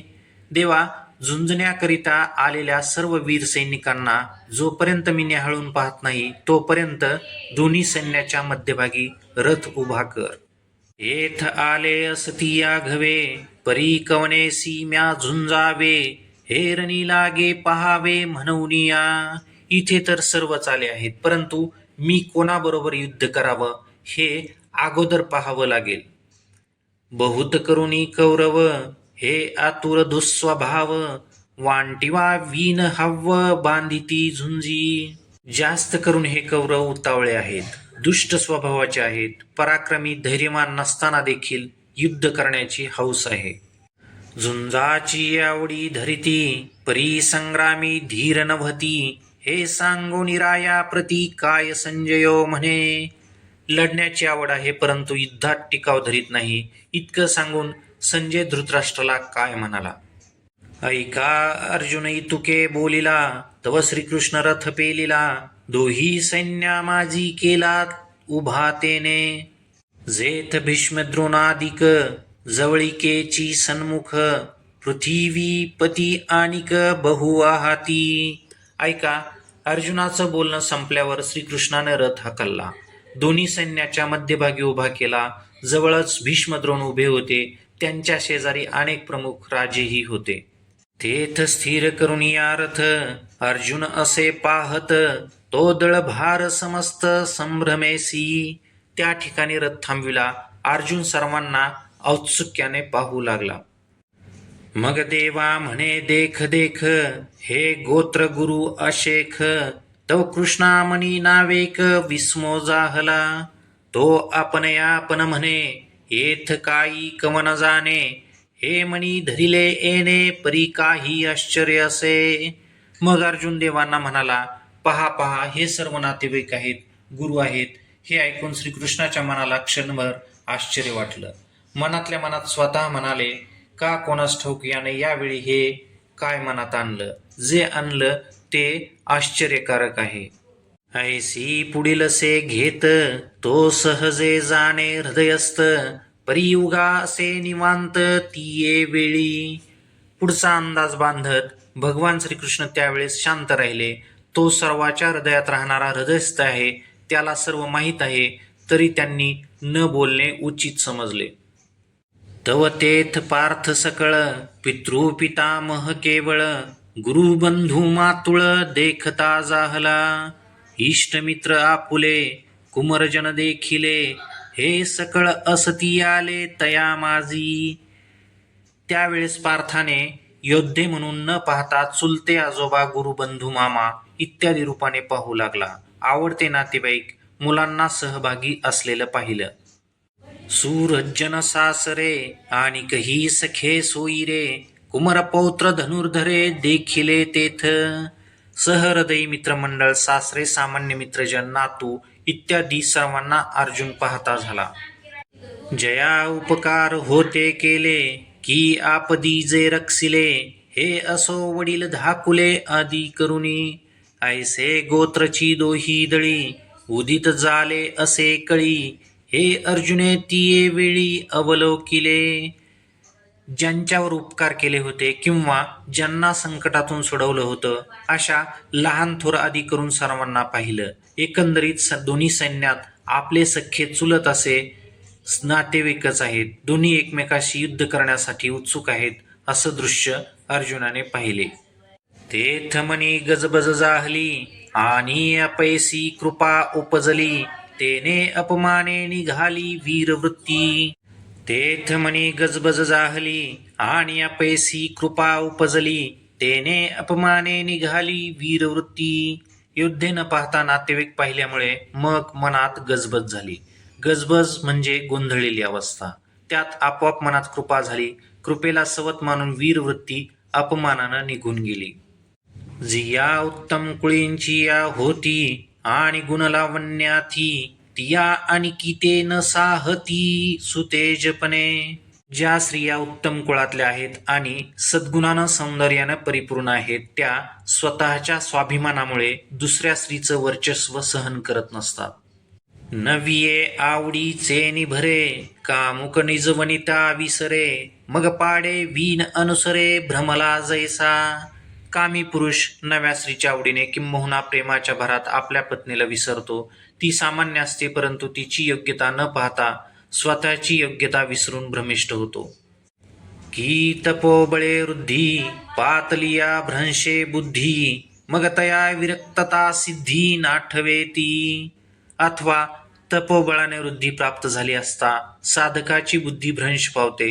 ज्या वैराग्यासहित तपामुळे वृद्धी आलेली असते ती वैराग्य दशा हा साधक विसरून जातो. वृद्धी म्हणजे सतत ऐश्वर्यात वाढ हो. तेथ अर्जुना ते तैसे अर्जुना तेथ जाहले असते पुरुषत्व गेले जे अंतःकरण दिधले कारुण्यासी. त्याप्रमाणे अर्जुनाची अवस्था झाली.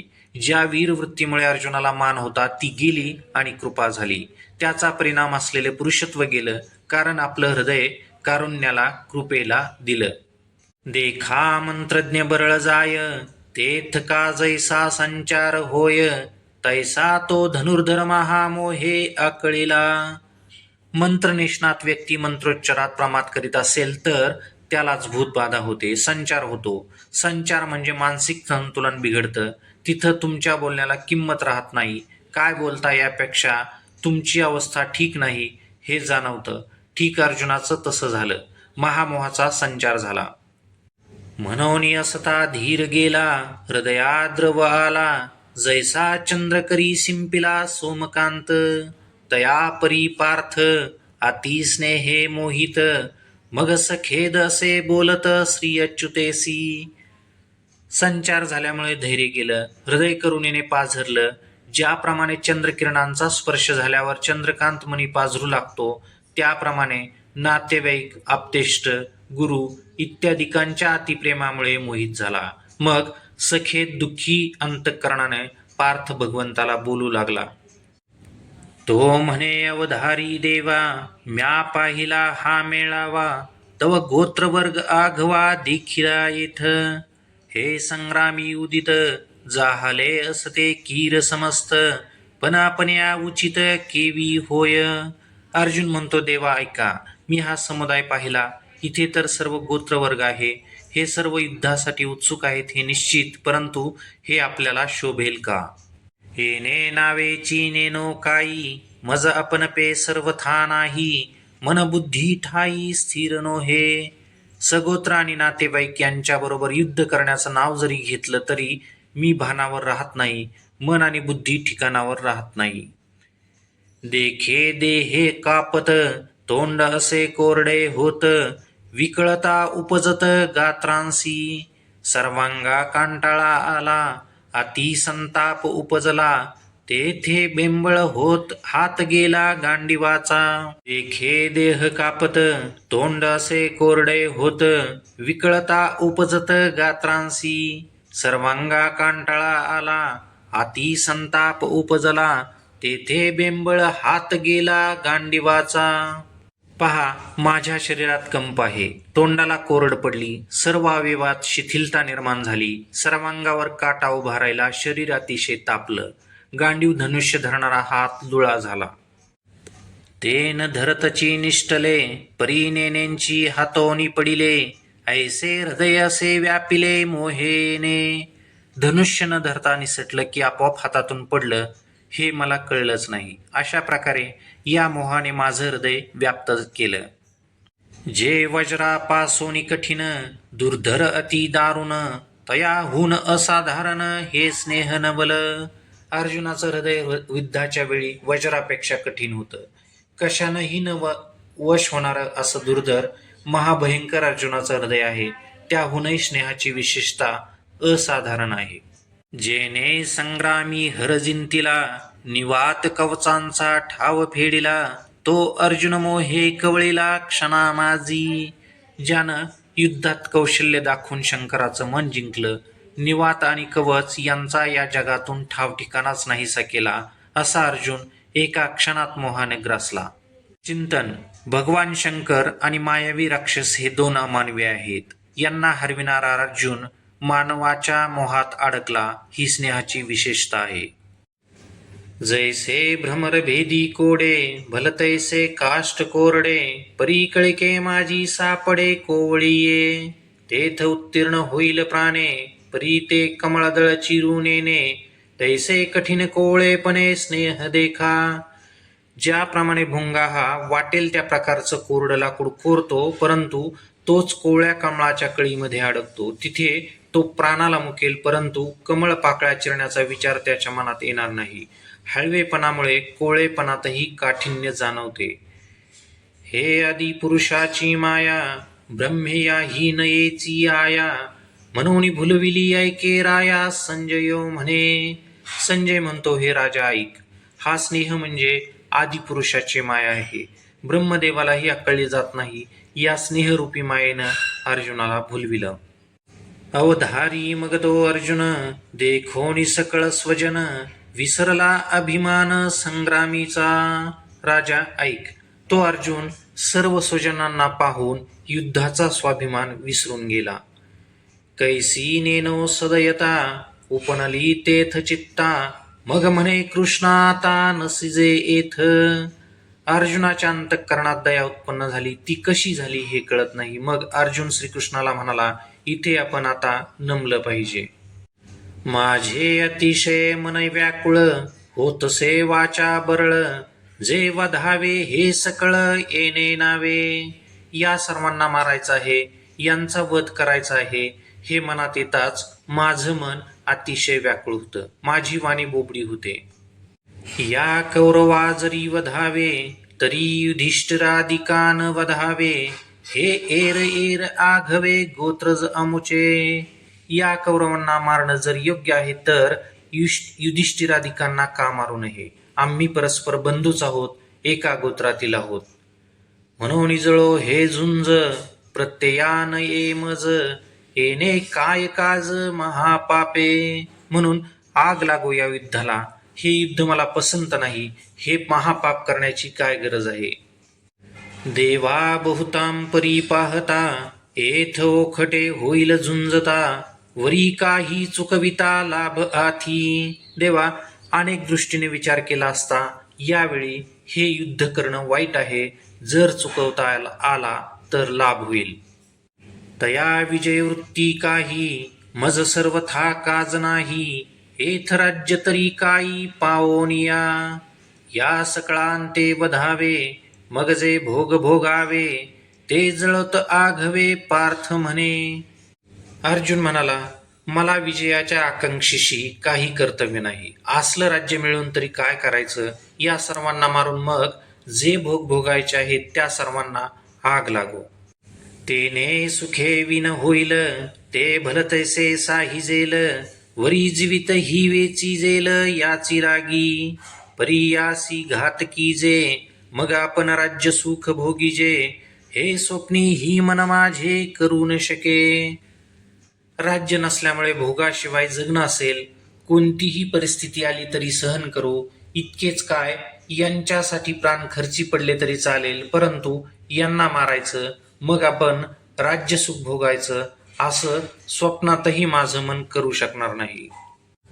तरी आम्ही का जन्मावे, कवना लागी जियावे, जरी वडिला या चिंतावे अहित मनये.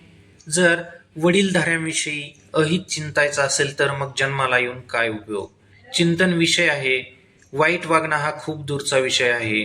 थोरा मोठ्यांविषयी अहिताचं चिंतन देखील नकोय. सत्ता भोग देखील कोणाच्या मानसिक त्रासातून आलेले नको. तळतळाटीचे तर नकोच नको. पुत्रा ते इच्छी कुळ, तयाचे काही हेंची फळ, जे निर्दळी जे केवळ गोत्र आपुले. कुळातील माणसं पुत्राची इच्छा करतात. पुत्रांनी आपतेष्ठाचा संहार करावा यासाठीच का पुत्र हवा? किंबहुना हेच फळ आहे का?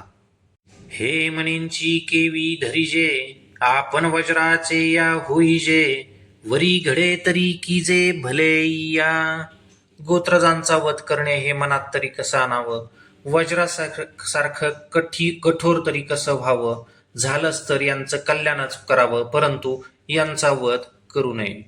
आम्ही जे जे जोडावे, ते समस्ती इही भोगावे, हे जीवित ही उपकारावे काजी यांच्या. आम्ही दिगंतीचे भोपाळ, विभांडुनी सकळ, मग संतोष विजेस कुळ आपुले जे. आम्ही जे जे मिळवावं ते सर्वांनी मिळून भोगावं, यांच्या कामाकरिता प्राण खर्ची घालून यांच्याच उपयोगाला यावं. देशोदेशीच्या राजांना जिंकून ते मिळवलं ते यांच्या सेवेत असावं, जेणेकरून आपलं कुळ समाधानी राहील. हेच आमचं मुख्य काम आहे. याकरिताच कुळपुत्राची इच्छा करीत असतात. तेची हे समस्त परी कैसे कर्म विपरीत, जे जहाले असती उद्यत झुंजावया. परंतु आज दुर्दैव पहा, कर्म विपरीत झाल्यामुळे सर्व गुरुगोत्रज युद्धासाठी सज्ज झाले आहेत. अंतोरिया कुमरे सांडोनिया भांडारे, शस्त्राग्री जिव्हारे आरोपुनी. ऐसी यांते कैसे निकर मारू, कवनावरी शस्त्र धरू, निज हृदया करू घात केवी. बायका, मुलं, खजिना सर्व सोडून तलवारीच्या धारेवर प्राण ठेवून जी युद्धास तयार झाले आहेत, अशांना मी मारू तरी कसा? मी कोणावर शस्त्र धरू? स्वतःच्या हृदयाचा घात कसा करू? अर्थात गोत्रज हे आपलेच आहेत असं मानल्यामुळे त्यांना मारणं म्हणजे स्वतःचा हृदयाचा घात करणं होय. हे नेनसी तू कवन परी पैल भीष्म द्रोण, जयांचे उपकार असाधारण आम्हा बहुत. ज्यांचे उपकार असामान्य आहेत असे भीष्म आणि द्रोण पलीकडे उभे आहेत. यांनी फार उपकृत केलं आहे, यांना तू ओळखत नाहीस का? हेथ शालक सासरे मातुल, आणि बंधू ही की हे सकळ, पुत्र नातू केवळ इष्ट ही असती. इथे मेहुणे, सासरे, मामा आणि सर्व बंधू, पुत्र नातू एवढेच नाही तर केवळ इष्ट म्हणजे आवडणारेही आहेत. अवधारी अति जवळिकेचे, हे सकळ ही सोयरे आमुचे, म्हणून दोषात ही वाचे बोलतांची. देवा, इकडे लक्ष दे. अतिशय जवळचे नातेवाईक आहेत, यांना मारणं तर सोडून दे, केवळ वाणीने बोललं तरी पाप लागतं.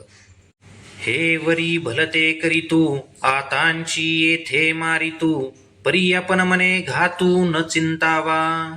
या उलट हे काहीही करोत, आताच मारणार असतील तरी मारोत, परंतु आपण मनानं देखील घात चिंतू नये. त्रैलोक्येंची अनकळीत, जरी राज्य होईल प्राप्त, तरी हे अनुचित नाचरे मी. समग्र त्रैलोक्याचं निष्कंटक राज्य जरी आज मला मिळालं तरी मी अयोग्य कर्म करणार नाही, चुकीचं आचरणात आणणार नाही.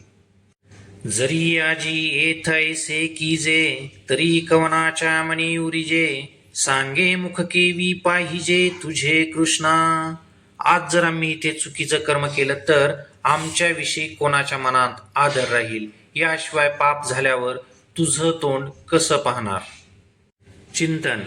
आपलं अस्तित्व माणसाच्या मनात आदरानं राहिलं पाहिजे. महापुरुष पिढ्यानपिढ्या जनतेच्या मनावर अधिराज्य करतात. जर काही पाप केलं तर ताठ मानेनं जगता येत नाही. किती धनवान आणि ज्ञानवान आहे याला काहीच किंमत नसते. जनतेच्या मनात उरणं यालाच अमरपण म्हणतात. सर्वांचं शरीर तर नश्वर आहे, मनी उरिजे हे महत्वाचं आहे. जरी वध करी गोत्रजांचा, तरी वसवटा होनी दोषांचा, मज जोडीलासी तू हातीचा दूर होसी. मी जर गोत्रजांचा वध केला तर सर्व दोषांचं वस्तीस्थान होईल. पुण्यानं जोडलेला तू माझ्यापासून दूर होशील. पाप्यांना मारून पाप होईल, माझं पुण्य संपेल, मग तू माझ्याजवळ राहणार नाहीस. चिंतन. उत्तम संगतीला बाधक दोष असतात. देव, गुरु आणि संत यांच्या संगतीत ब्रह्मसुख आहे, हे सत्य आहे. आपण त्यांच्या संगतीसाठी योग्य आहोत का, हा विचार प्रथम करावा लागेल. एका चुकीमुळे प्रेम करणारी मोठी माणसं दूर होतात. सामान्याची संगत म्हणजे यातनामय जीवन होय. जीवन आहे परंतु जगणं नाही. कुळ हरणी पातके, तिये अंगी जडती अशेखे, तये वेळी तू कमने के देखावासी. गोत्रजांसह आदरणीयांचा घात केल्यामुळे होणारी पातके जेव्हा अंगी येतील तेव्हा तुला कोणी कुठे पाहावं? पापी माणसांना कोणी जवळ करीत नाही, मग पाप्यानं चांगल्या महापुरुषांना कुठं शोधावं? कोण शोधून देईल? याशिवाय जवळ कोण करणार? पुढील दृष्टांत महत्वाचे आहेत.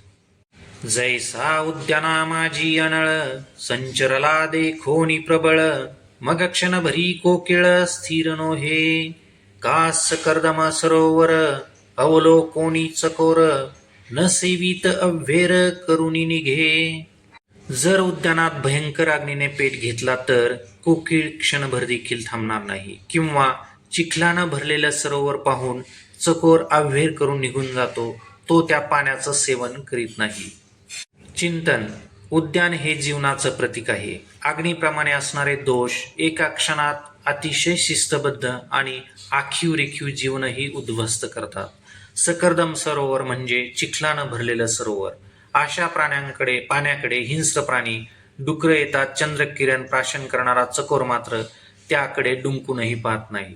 पापयुक्त धनासाठी सकर्दम सरोवर हे शब्द माऊलींनी वापरले आहेत. ज्यांच्याकडे शीतल ज्ञान किरण आहेत, असं लोक पाप्यांना जवळ करीत नाहीत. त्रिविध ताप आणि गलिच्छ संगती या दोन दृष्टांतात दोन सिद्धांत आहेत.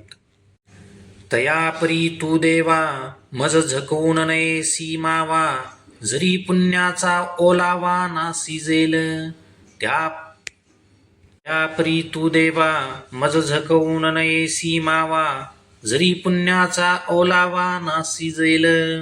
त्याप्रमाणे देवा, तू मला मायेनं फसवून जाशील, माझा तिरस्कार करशील. जर माझ्यातील पुण्याचा ओलावा संपला तर. म्हणून मी हे न करी, ये संग्रामी शस्त्र न धरी. हे किडाळ बहुती परी दिसतसे. म्हणून मी हे पाप करणार नाही, मी युद्धात शस्त्र धरणार नाही. विचारांती हे युद्ध पुष्कळ दोषांनी भरलेलं आहे, वाईटच आहे, हे मला स्पष्ट दिसत आहे. तुझसी अंतराय होईल, मग सांगे अमुचे काय उरेल. तेने दुःखे हिये फुटेल तुझविन कृष्णा. तुझ्या माझ्यात अंतर पडणार, ही हानी सर्वात मोठी असेल. ती हानी कोण भरून काढणार? कृष्णा, तुझ्या वियोगानं आमचं हृदय फुटेल. म्हणून कौरव हे वधिजती, मग आम्ही भोग भोगिजती. हे असो मात उघडती अर्जुन म्हणे. अर्जुन म्हणाला, राज्य सुख सत्ता भोग यासाठी कौरवांना मारावं, मग आम्ही हे भोग भोगावेत. हे सर्व राहू दे. अघडती म्हणजे न घडणारी घटना आहे, म्हणून सोडून दे. हे अभिमान मध्ये फुलले, जरी पा संग्रामा आले. तरी आम्हा हित आपुले जाणावे लागे. जरी हे कौरव सत्तेच्या मदानं उन्मत्त होऊन युद्धाला आले असले तरी आम्हाला आपलं हित पाहावं लागेल. हे ऐसे कैसे करावे, जे आपुले आपण मारावे. जाणत जाणतांची सेवावे काळकूट. काहीच्या काही करण्यात अर्थ काय? आपण आपल्यांनाच मारायचं काय? समजून उमजून भयंकर हलाहल विष प्यायचं का? हा जी मार्ग चालता, पुढा सिंह जाहला अवचिता. तो तव चुकविता लाभ आथी. असता प्रकाश सांडावा, मग अंधकूप आसरावा. तरी तेथ कवन देवा लाभ सांगे. जे मार्गक्रमण करीत असताना अचानक सिंह समोर आला तर त्याला चुकविण्यात लाभ आहे. असलेल्या प्रकाशाचा त्याग करायचा आणि अंधाऱ्या विहिरीत जाऊन राहायचं, असं करण्यात कोणता लाभ आहे? का समोर अग्नी देखोनी, जरी न वचिजे ओसंडोनी. तरी क्षणी एका कवळूनी जाळू सके. तैसे दोष हे मूर्त, अंगी वाजो असती पाहात.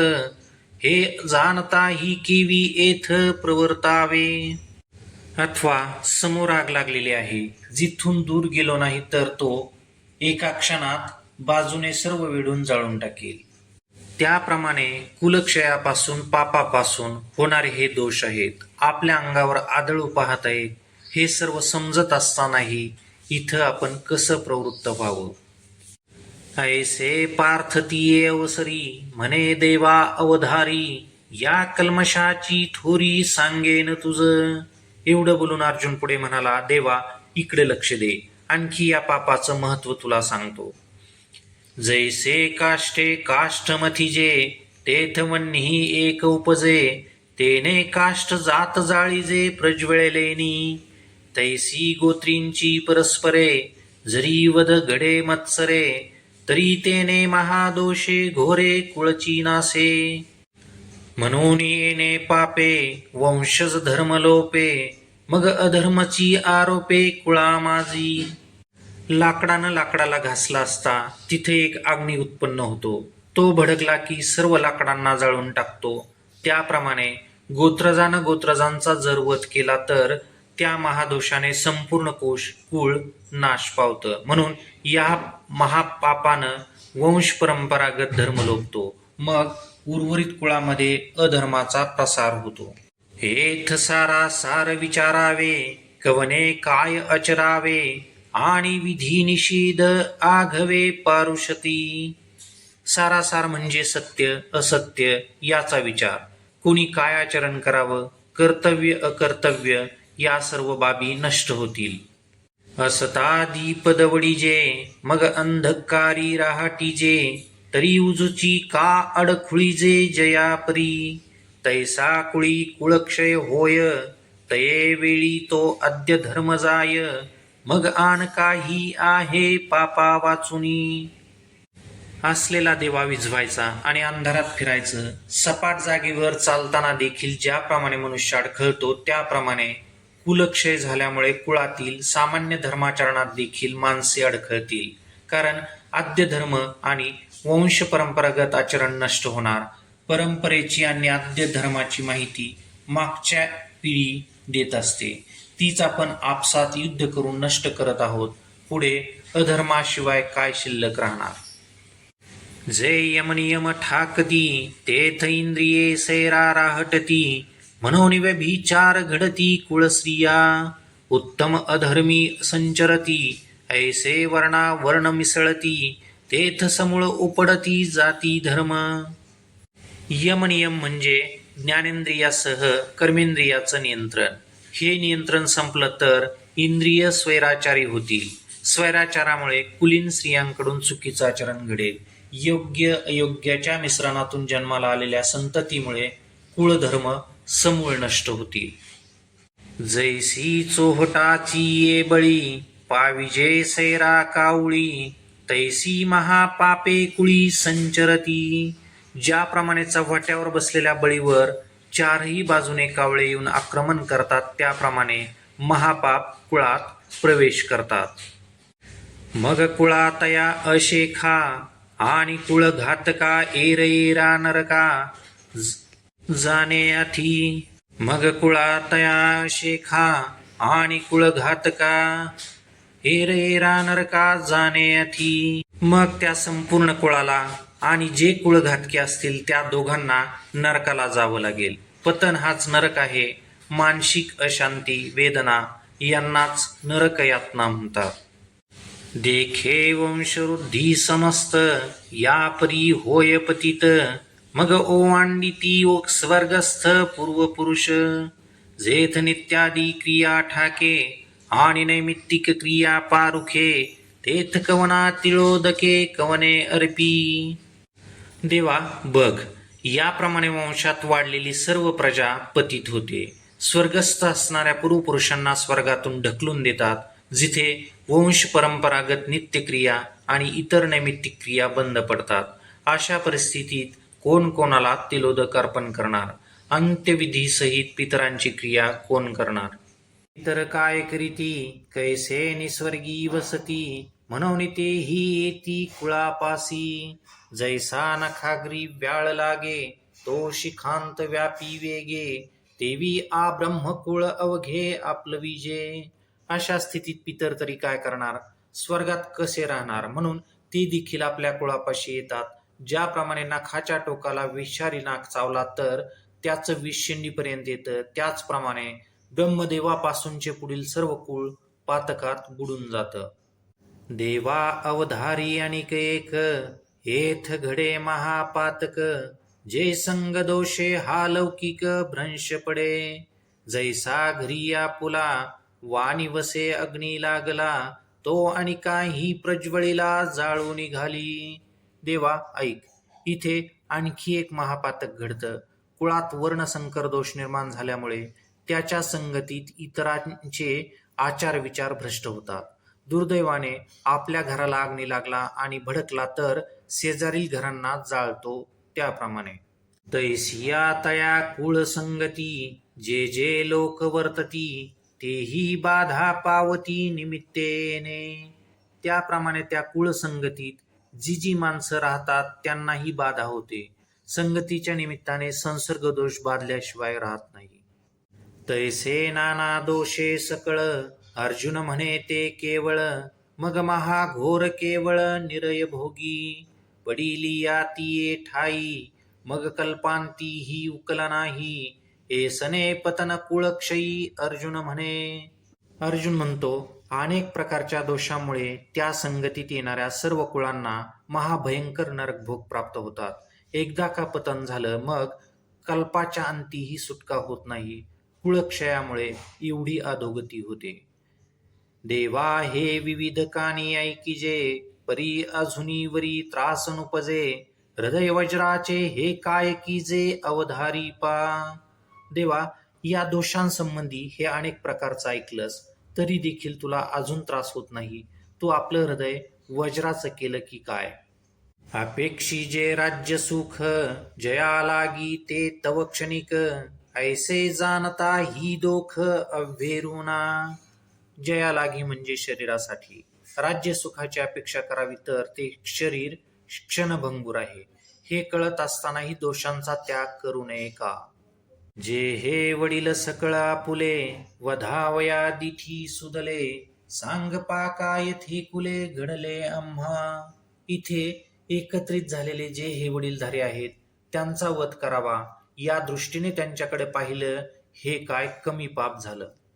आता यावरी जे जियावे तयापासोनी हे बरवे. जे शस्त्रे सांडूनी सहावे बाण यांचे.